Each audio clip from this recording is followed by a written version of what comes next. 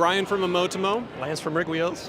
And we're showing off another solution right here. This is the eMotimo Spectrum Studio head on top of RigWheels RailDolly. It's a 7-axis control system. Well, up to 7-axis, we're only controlling about 4 right here. We've got our slide, we've got our pan, we've got our tilt, and we've got our zoom control set up on here. This is a ground-based dolly solution. We've got a wire follower that's all wired on in.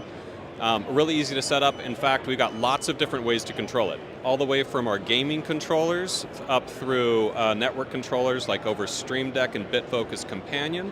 We work with Scarhoy, and we even have a new controller from eMotimo that's going to be coming out in the next couple months, so you can plug in 5 of these things and be able to set up loops and presets really, really easily.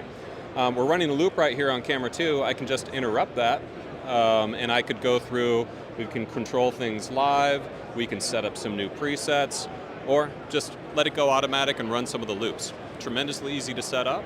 It's called the Spectrum Studio with the RigWheels RailDolly solution at InfoComm.